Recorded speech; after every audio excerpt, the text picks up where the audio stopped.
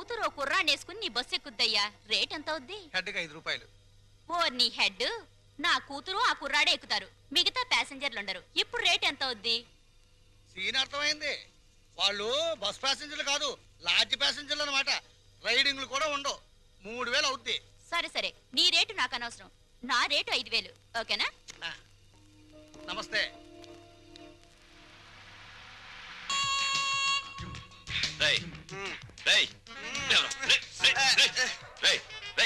ఏంట్రా ఇది?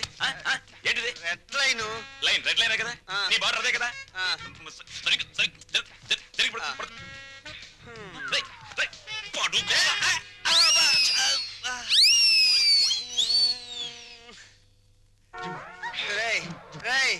దాహంగా ఉంది, మంచి నీళ్ళురా. ఫ్రిడ్జ్ లో ఉన్నాయిరా.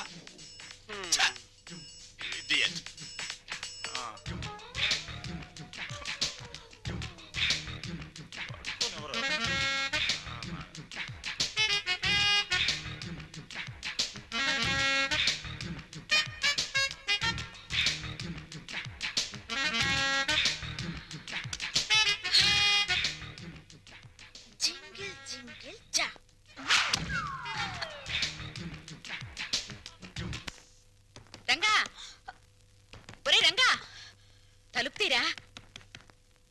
రంగా, రంగా, నిన్నేరా. ఏమిట్రా తలుపేసుకున్నావు? వీడు బయటకు వెళ్ళడం తెలుసు. అది వరస.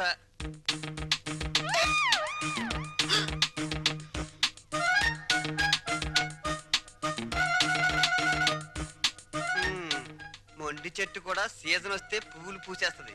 సీన్ అర్థమైంది కదా? పదండి పడుకుందాం.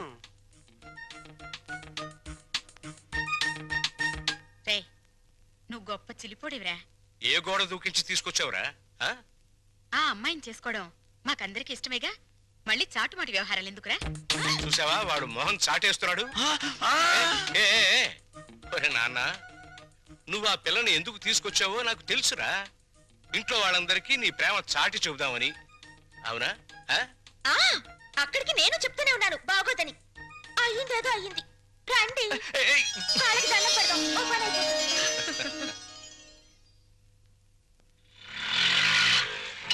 ఇక్కడ ఆపే.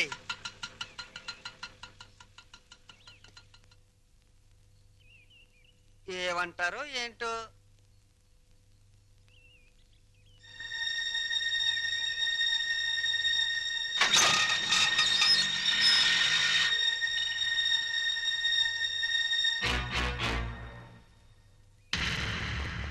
ఇక్కడ సీను మొత్తం నీదే. కాస్త రుకోలా ఉంది. పద.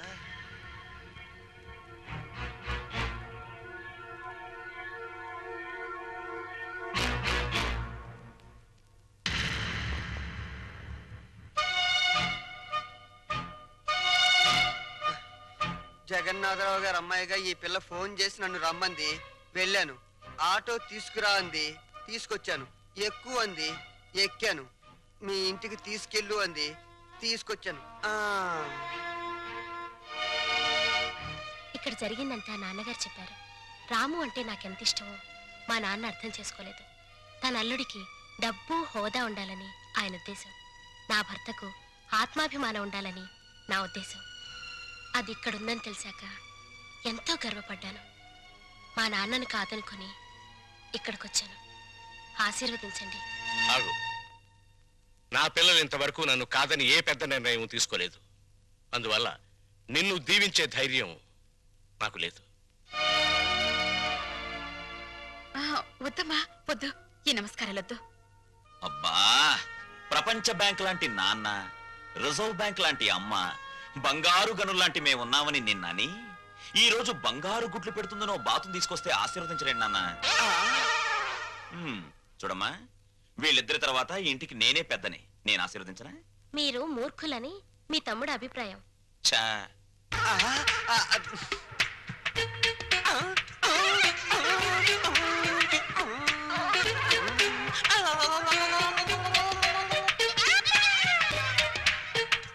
సందు దొరికితే నీతి నిజాయితీల మీద ఆవేశంగా ఉపన్యాసాలు ఇస్తారని, తిరగబడిపోయి తన్నులాటకు దిగిపోతారని కూడా చెప్పారు. నా గురించి కూడా ఏదైనా బ్యాడ్ గా చెప్పాడా? ఈ ఇంట్లో మీకంత సీన్ లేదన్నారు. నా గాలి తీకే నేనేదో ఒకటి మాట్లాడాలని ఈ ఏదో ఒకడు వాగాను. ఆగు. మమ్మల్ని నమ్మించి ఈ ఇంట్లో ప్రవేశించి మా వాణ్ణి మీ ఇంటికి లాక్కుపోతే? బంగారానికి గీట్రాయి ఉంటుంది. అది ఒకసారి బంగారం అని తేలాక మళ్ళీ ఇత్తడిగా మారే ఆస్కారం ఉండదు. మీరు కొన్నాళ్ల పాటు గీట్రాళ్ళుగానే ఉండండి. నాకు పెళ్లి కూడా అక్కర్లేదు. నేను ఇత్తడి కాదు అని తేల్చుకున్నాకే మీ కోడలుగా స్వీకరించండి. చూడమ్మాయి, మీ నాన్నగారికి నీ మీద ఎంత ప్రేమో ఆయన ఇంటికి వచ్చినప్పుడే అర్థమైందమ్మా. పిల్లల సుఖ సంతోషాల గురించి కన్నవాళ్ల కంటే ఎవరు ముందు ఆలోచిస్తారమ్మా? నువ్వు కనపడలేదని మీ నాన్నగారు ఎంత కంగారు పడుతున్నారు. మీరా ఎంతసేపు అయింది వచ్చి? మీరు అమ్మాయికి హితబోధ చేస్తున్నప్పుడు మా అమ్మాయి గుడిని వెతుక్కుంటూ వచ్చింది, దేవుళ్లను చూసింది. 100 రూపాయి నోటి మీద గాంధీ బొమ్మ లాంటి వారు మా బావగారు. లక్ష్మీదేవికి కేర్ ఆఫ్ అడ్రస్ మా చెల్లెమ్మ. మా అమ్మాయి ఎంతో అదృష్టవంతురాలు. నా తల్లి ఈ ఇంట్లోనే ఒక తల్లి, తాతమ్మ కూడా కావాలని నా ఆశ. వస్తా.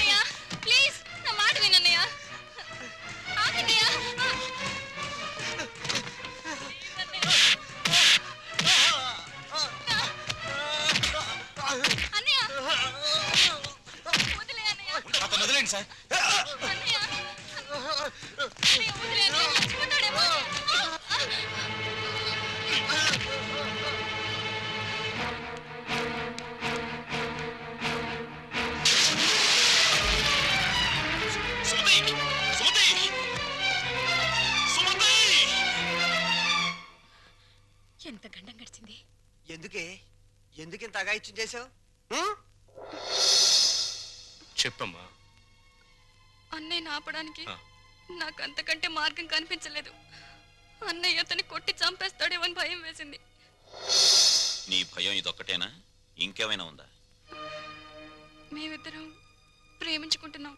ప్రేమించుకుంటే ఈ జై కామరాజు వడయారు కొడుకును కొడతారా? ఒక్కొక్కని నా రోడ్డు రోడ్ల కింద పెట్టి అప్పడనిన్నట్లు నడిపేస్తాను. నేను మంచికి కన్నడ కంటి ఇవ్వను, చెడుకు చందనం స్మగ్లర్ వీరప్పన్ని.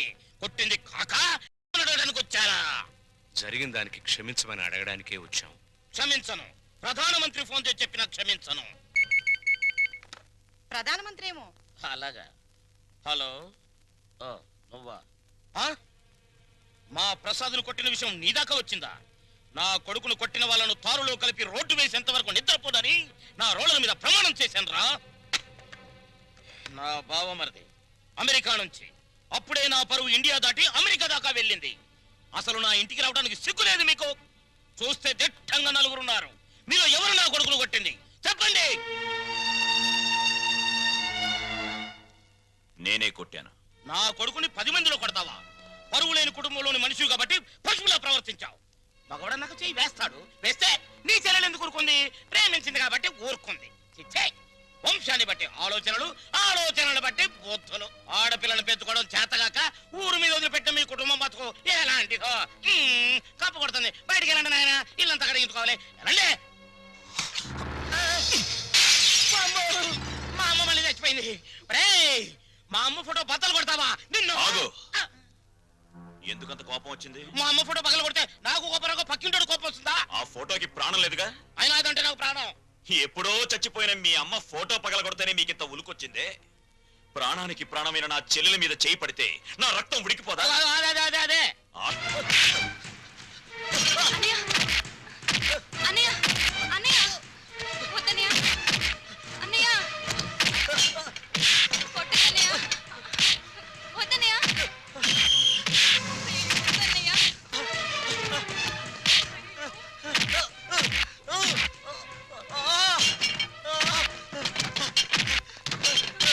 అన్నయ్య వద్దన్నయ్య కొట్టన్నయ్య ప్లీజ్ నా మాట వినన్నయ్య ఆగన్నయ్య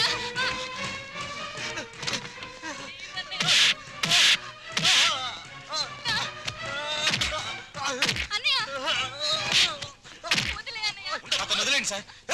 అన్నయ్య అన్నయ్య వదిలే అన్నయ్య చచ్చిపోతాడేమో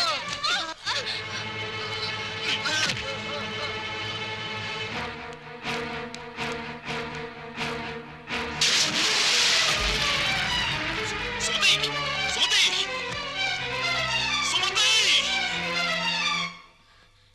ఎంత గండం గడిచింది ఎందుకింత అగాయిత్యం చేసావు?